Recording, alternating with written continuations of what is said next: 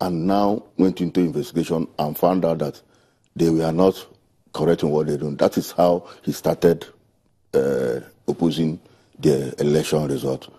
And you see... As a lawyer, yes. you know that that's definitely not the process. If there are problems with an election results, we know that it should be resolved in a court of law. But whoever has been declared as the winner will first of all stand as winner. And so by today, Adama Barrow ought to have been sworn in as president so that there is no lacuna. There are two things to what you have said now. One, the going to court is part of electoral process. And his party has gone to court. We saw when we go there, we saw that. But we told him that if your tenure expires, you must leave office for the man adjudged to have won to come into power. Because we told him that we have looked at the constitution of Gambia, there is no provision when you are challenging the results that you should stay in office. That we have not seen such thing. And we made that clear to him. But you see, you can't stop him from going to court. And this is, you see, his own side is saying that I have gone to court and want my matter to be decided. So I think there is no doubt that... You just said we can't stop him from going to court, so yes. You admit that his party has gone to court. So what is ECOWAS supposed to do in the event that he doesn't step down midnight today? You see, there is something, the stopping thing that's have so arisen. You see, their constitution has so much problem that anybody can hold his hand and decide to demand a certain thing. In their constitution, the handover is actually 60 days. That's what is in their constitution. Which I were asking them, why, when the 10 months tenure, who will stay in office when the 60 days has not reached? So if you also follow now, the National Assembly said they have extended his tenure where there are, and that was done because their constitution provides that if there's a state of emergency or there is war, they can extend the tenure of National Assembly for 3 months and also extend the tenure of the president. And that's what they went and did yesterday. All these are within the provision of the Gambian constitution. That's why we say, see, we told them that it is not only the constitution you will use to solve this problem. You have to do a give and take.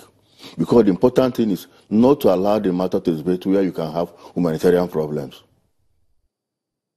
Look at what's happening in DRC. The man wanted a tenure extension. He went to the National Assembly. He couldn't get the extension. Instead of him to conduct an election, he refused. And he's still in power. Now they say they have given him another 1 year to conduct an election. These are some of the problems. I'm sure they gave him that so that they will avoid a backlash of humanitarian problems that may arise if they start fighting. People continue to raise questions about African leaders. I mean, not so long ago, I believe it was in 2011, we saw what transpired in Côte d'Ivoire, where Laurent Gbagbo refused to hand over power to Alassane Ouattara, and we saw a situation whereby French forces, perhaps backed with some support troops here in the ECOWAS region, had to intervene to ensure that Alassane Ouattara was sworn in as president. Do you think that African leaders ever learn? I think it's also the culture we have in Africa. To me, you have been given the opportunity to serve your country. If the electorate say they want another person, graciously leave. There is nothing you cannot give for peace in your country. Because if you look at what is happening now, there is so much tension in that place. People have been running away, going to the neighboring countries. And African leaders, I don't actually know what they think is about power.